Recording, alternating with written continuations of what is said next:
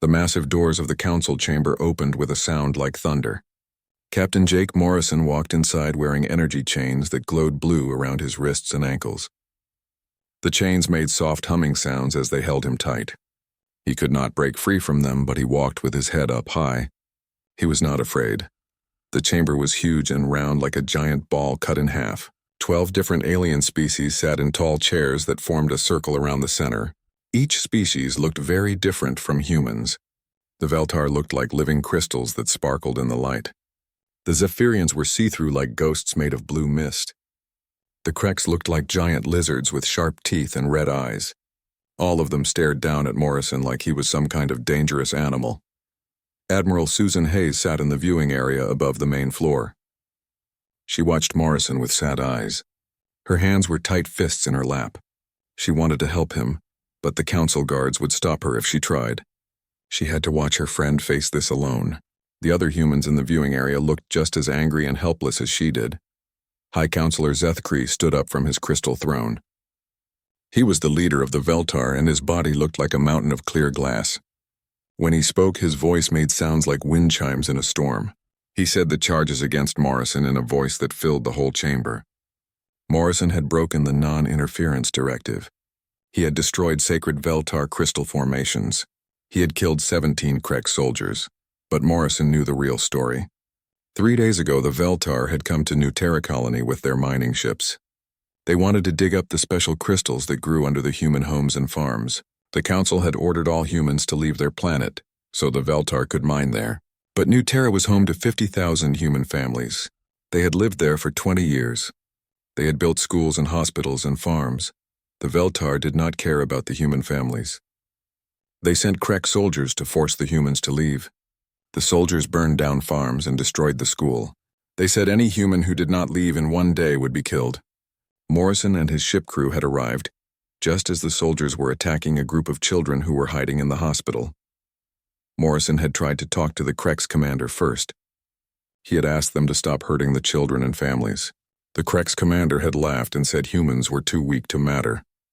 He said the Council would never help humans against real species like the Kreks.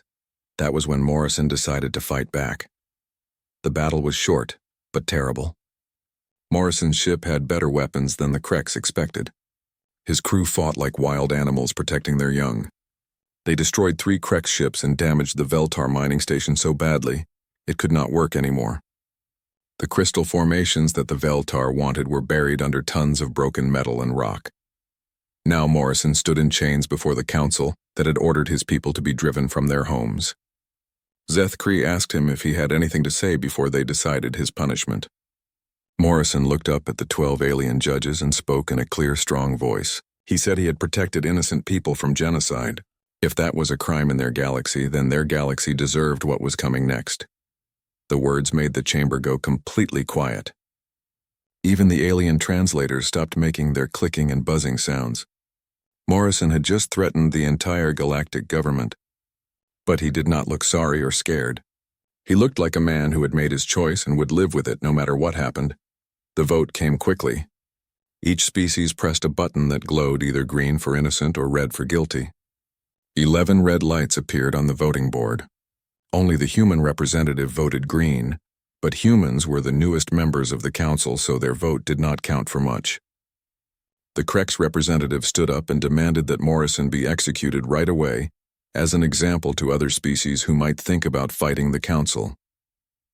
Zethkree announced the sentence. Morrison would be dissolved in Krek's acid, which was the most painful way to die that the galaxy knew about.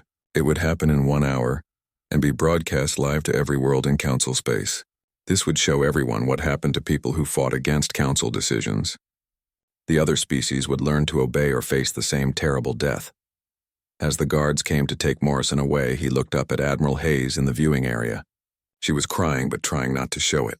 Morrison mouthed 3 words that she would never forget. Tell them we tried diplomacy first. Then the guards dragged him through a side door toward the execution chamber. Admiral Hayes sat frozen in her chair as the other humans around her began to cry and shout angry words at the Council. But Hayes was not crying anymore. Something cold and hard had settled in her chest like a piece of ice. She took out her communication device and sent a message that would go to every human ship and station in the galaxy. The message had only 5 words, but they would change everything. Jake Morrison died protecting innocents.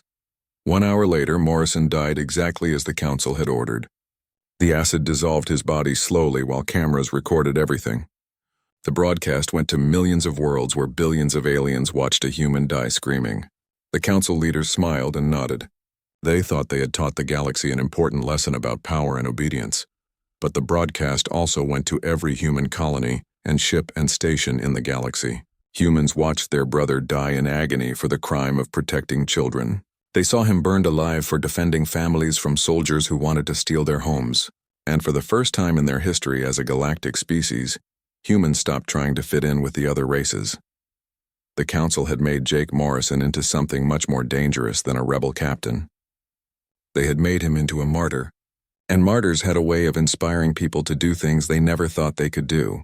As Morrison's screams echoed across the galaxy, a new sound began to rise from human space. It was the sound of a species that had finally decided to stop pretending to be civilized.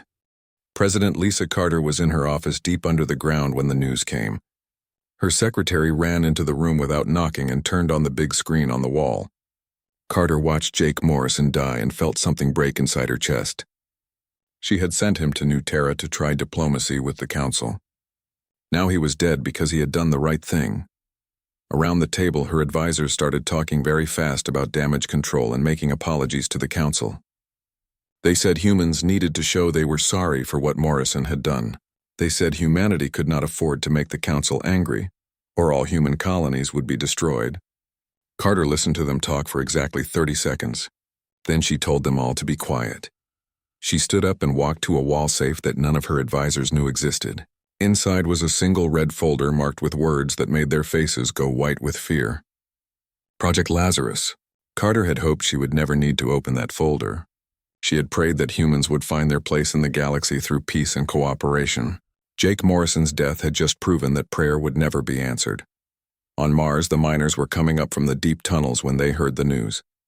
Ben Rodriguez was covered in red dust and tired from 16 hours of digging when someone showed him the video on their tablet. He watched Jake Morrison scream and die, and something terrible happened inside his mind. The exhaustion disappeared. The ache in his back went away. All he could feel was a rage so pure it burned like fire in his blood. Rodriguez was not alone. Every human on Mars felt the same burning anger. They looked up at the Krex overseers who had been ordering them around for years, and those overseers suddenly looked much smaller and weaker than before.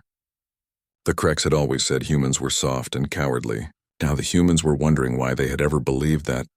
Dr. Amy Foster was working in her laboratory on Europa Station when the broadcast reached her. She was studying alien diseases to help sick council species feel better. She had spent 10 years trying to prove that humans could be useful to the galactic community.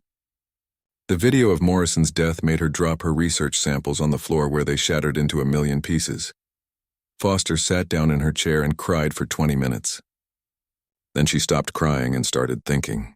She knew things about alien biology that most aliens did not know about themselves. She had been using that knowledge to cure diseases and save lives. But the same knowledge could be used very differently if she wanted it to be. On the frontier world of Kepler 442b Farmer, Pete Johnson was fixing his fence when his wife ran out of their house screaming his name. She showed him the news on her phone, and Johnson felt his hands start to shake with anger. He looked across his fields at the Veltar observation post on the hill. The aliens there had been watching him and his family for months like they were animals in a zoo. Johnson went into his house and came back out carrying his hunting rifle. His wife asked him what he was going to do. He said he was going to have a conversation with their alien neighbors about property rights. She tried to stop him, but Johnson was already walking up the hill with long, angry steps. The Veltar in the observation post had never seen a human look so dangerous before. What the council had never understood was that humans were pack animals. They had evolved on a world where working together meant the difference between life and death. When one human was hurt, the whole pack felt the pain. When one human was threatened, the whole pack became dangerous. Morrison's death had awakened something in every human that had been sleeping since they left Earth. Admiral Hayes was still on Nexus Prime when her communication device started buzzing with incoming messages. Reports were coming in from every human colony and station in the galaxy. Humans were walking off their jobs. Human ships were leaving their assigned patrol routes. Human civilians were surrounding alien government buildings and just staring at them with cold, angry eyes. The pattern was the same everywhere. Humans were not rioting or destroying things randomly. They were being very quiet and very organized. They were making lists of who had supported Morrison's execution and who had remained silent. They were remembering every insult and every time they had been told to step aside for a more important species. President Carter activated Project Lazarus with a single coded message sent to secret human facilities across the galaxy. The message was only 4 numbers, but those numbers meant that everything was about to change. Weapons that had been hidden for decades started powering up. Ships that looked like cargo haulers began revealing their true purpose. Research stations activated manufacturing systems that had been built for war. The Council had made one terrible mistake. They thought humans were weak because humans had tried to be peaceful. They thought humans were cowards because humans had chosen diplomacy over violence. They had never asked themselves what humans were like when they stopped choosing to be nice. Now they were about to find out. Admiral Hayes sent one final message from her ship as she prepared to leave Nexus Prime. The message went to every human in the galaxy, and it was very simple. Jake Morrison died protecting his people. Remember that. Then she ordered her ship to jump to hyperspace and disappear into the darkness between stars, where the Council could not track her. Within 6 hours of Morrison's death, every human colony in the galaxy had gone dark. Their communication signals stopped. Their ships vanished from patrol routes. Their diplomats left alien stations without saying goodbye. It was like the entire human species had suddenly decided to disappear from galactic civilization. The Council species tried to contact human leaders but got no response. They sent ships to human colonies but found the planets defended by weapon systems they had never seen before. They demanded explanations, but humans were no longer interested in explaining themselves to anyone. The age of human diplomacy was over. Something much more dangerous was about to begin. In the deep bunkers under Earth, President Carter looked at screens showing human fleets moving into position around the galaxy. Her advisors were terrified by what they saw, but Carter felt calm for the first time in years. Humans had spent decades trying to prove they belonged in galactic society. Jake Morrison's death had taught them something much more important. They did not need to belong. They just needed to survive. And humans were very, very good at surviving. Commander Ryan Clark had been working as a maintenance engineer on the Veltar mining station for 3 years. Every day he fixed their machines and cleaned their floors while they treated him like he was invisible. The Veltar thought humans were too stupid to understand their technology. They never bothered to watch what Clark was really doing when he crawled. Through their ventilation systems and power conduits, Clark had been mapping every critical system on the station since the day he arrived. He knew where the fusion reactors were located. He knew which computers controlled life support. He knew exactly how much explosive it would take to turn the entire facility into space debris, the Vel. Tar had let him learn all of this because they thought he was just a simple human worker, who posed no threat to anyone.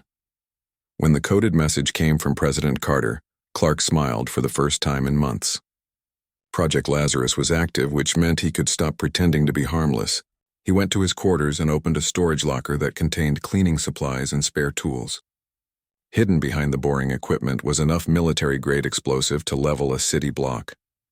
The Veltar mining operation at New Terra had been the site of Morrison's last battle.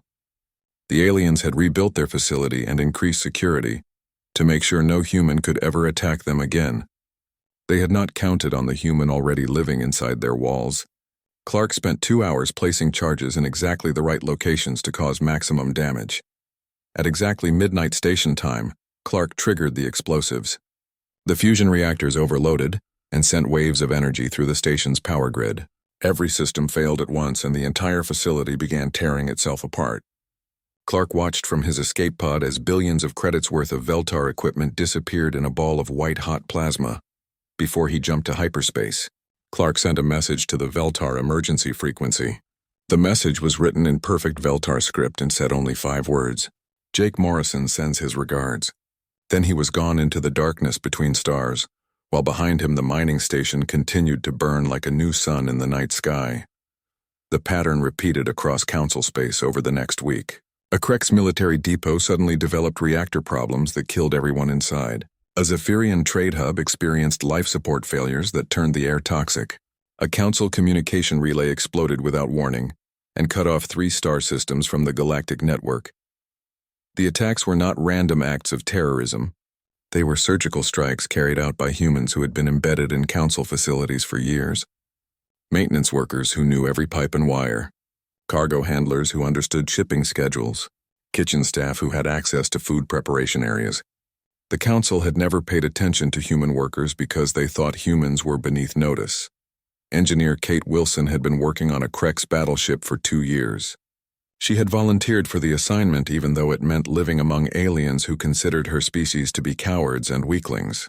Every day the Krex officers ordered her around and made jokes about stupid humans.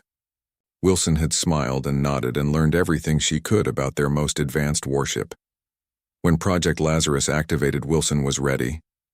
She had built a computer virus specifically designed to attack Krex navigation systems. The virus spread through the ship's network like a disease and turned off all the safety protocols that kept the engines from exploding.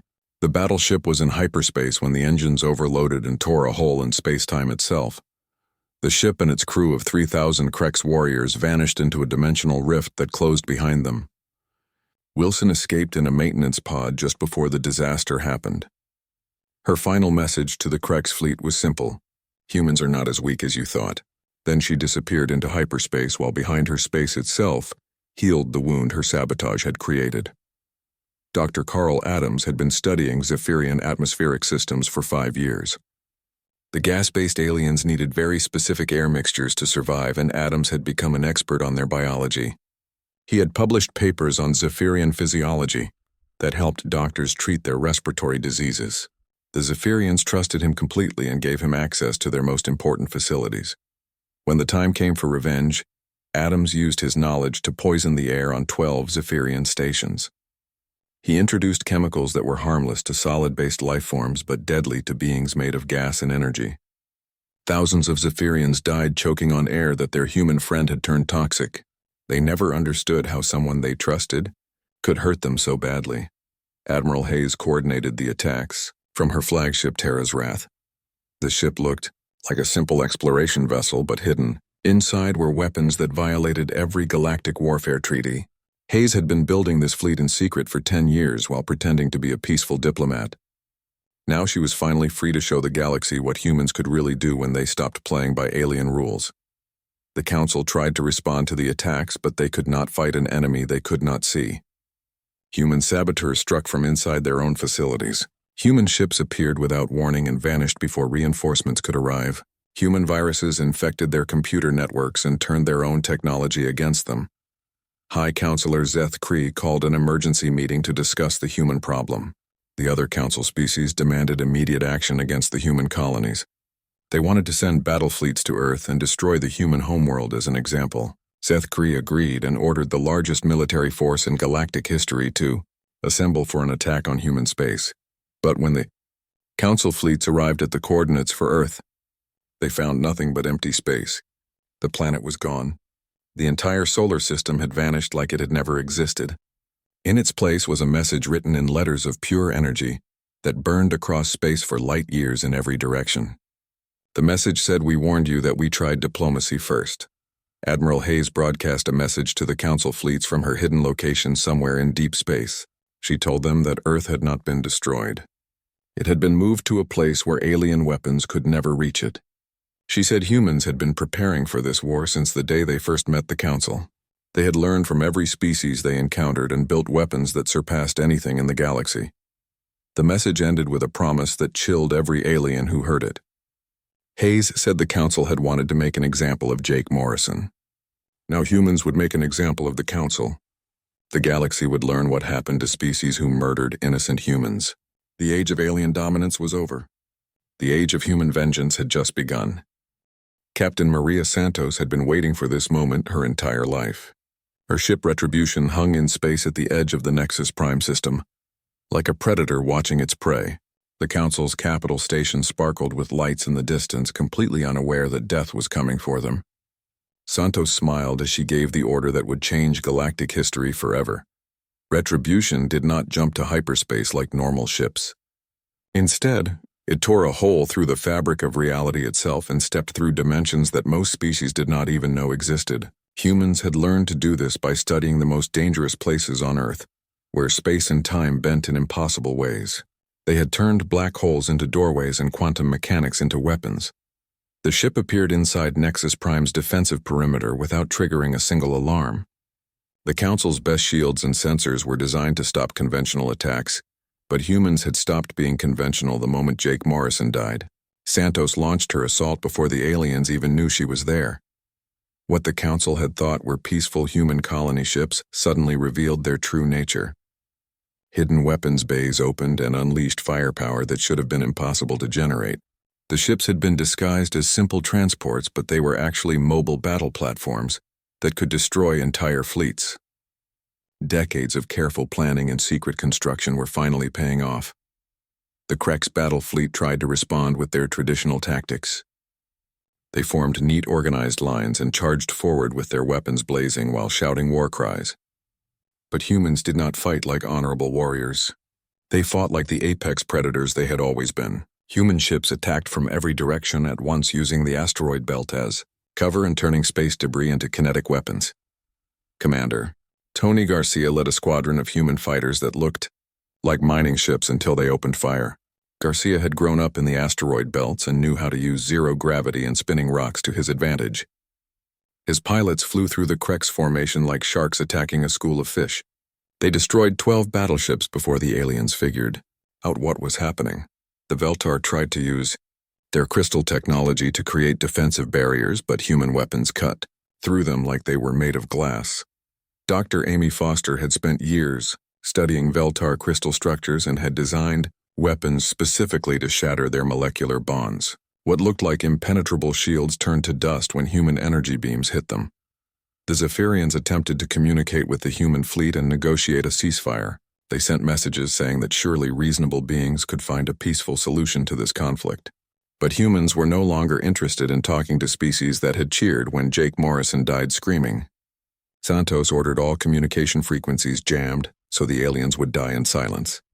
High Counselor Seth Cree watched his perfect galactic order collapse from his crystal tower on Nexus Prime. He had ruled the Council for over 1,000 years and had never seen anything like the fury that humans brought to battle. They fought like the universe owed them a blood debt, and they had come to collect payment with compound interest. Human ships appeared everywhere at once, attacking Council facilities across dozens of star systems. They moved through space in ways that broke the laws of physics and used weapons that turned planets into clouds of radioactive dust. Mining stations that had oppressed human workers for decades were vaporized in seconds. Military bases that had threatened human colonies were turned into expanding balls of plasma. Lieutenant Sharon Murphy led the assault on a Krex prison facility where human rebels had been tortured for years. Her team did not bother with rescue operations or prisoner exchanges. They simply erased the entire complex from existence and left a crater where it used to be. The message was clear: hurt humans and humans would hurt you back 10 times worse.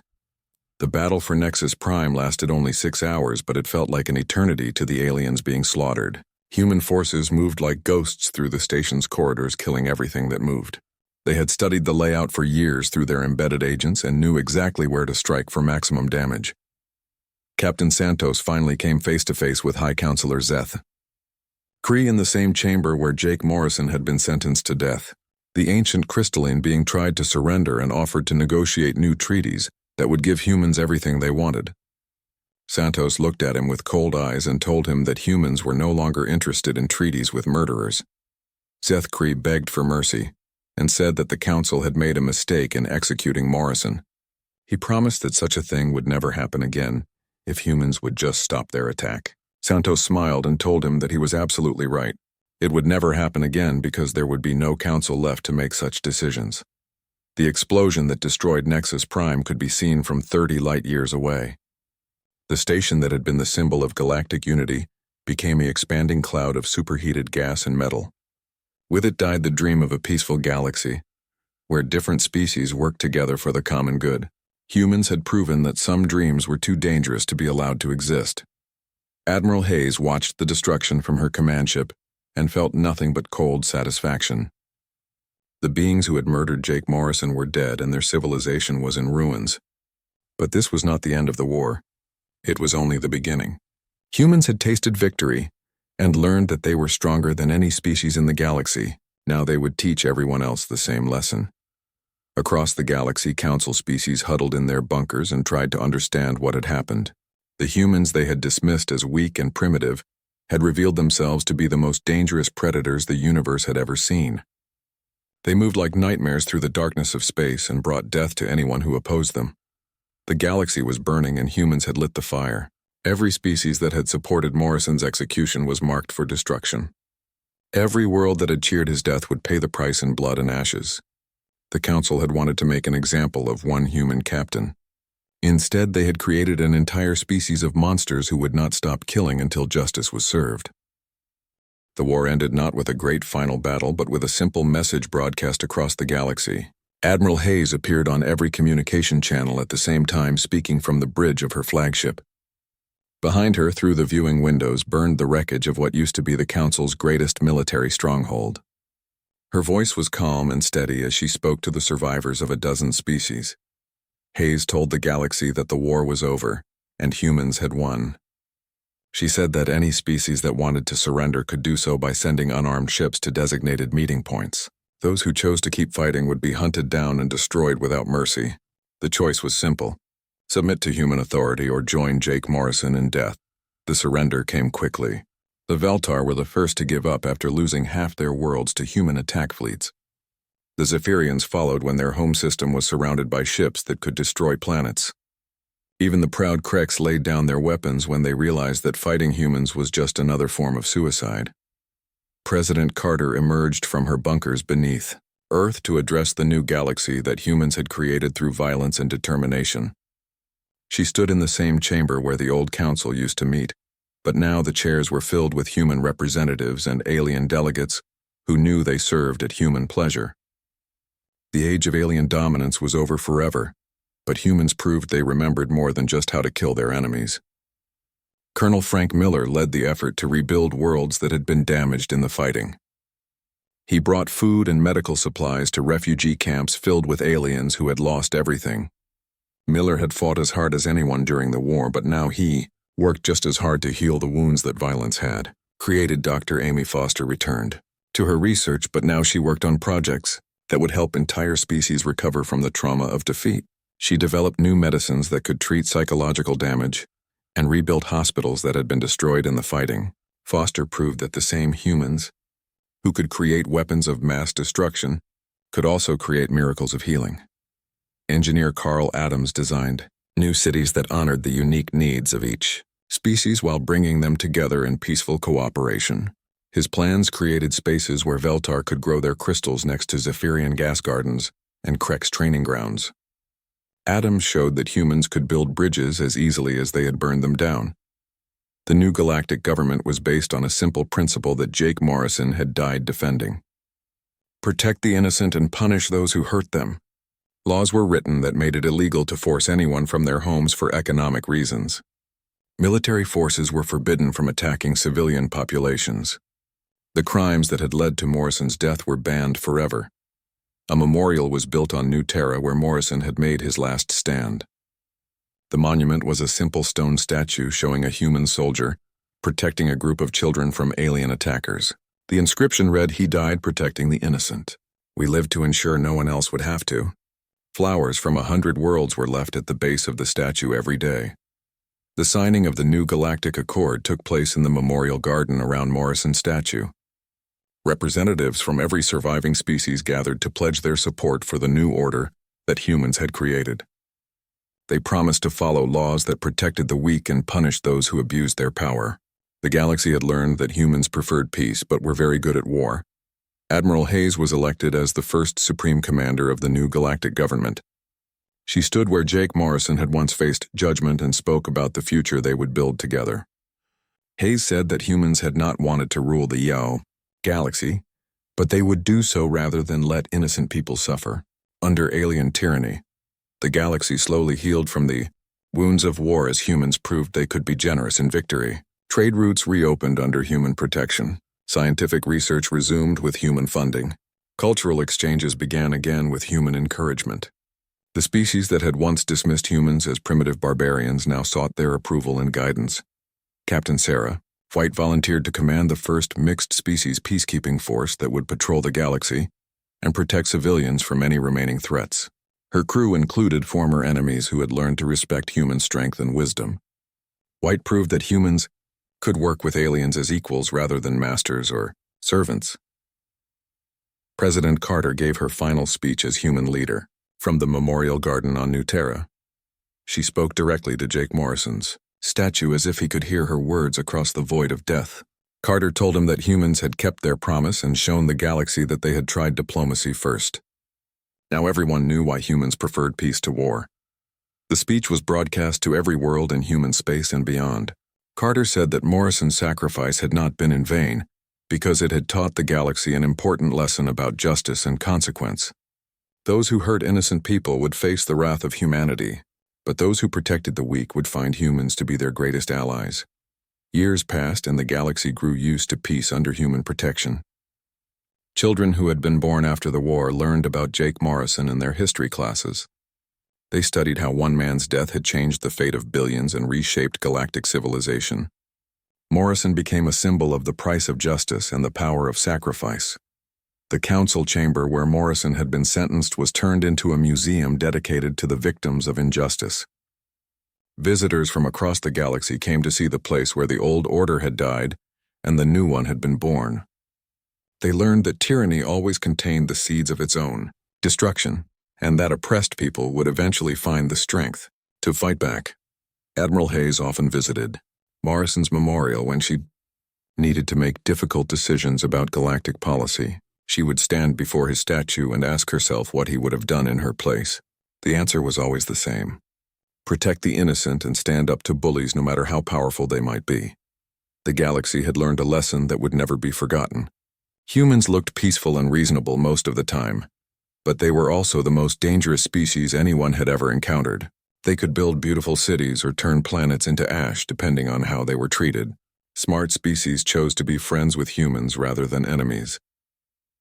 Jake Morrison's death had lit a fire that burned across the stars and remade galactic civilization in its flames. His sacrifice proved that sometimes one person's courage could change the fate of everyone. The day the Council executed a human was indeed the day the galaxy began to burn. But from those ashes rose something better than what had come before. A galaxy where justice mattered more than power, and protecting innocence was worth any price.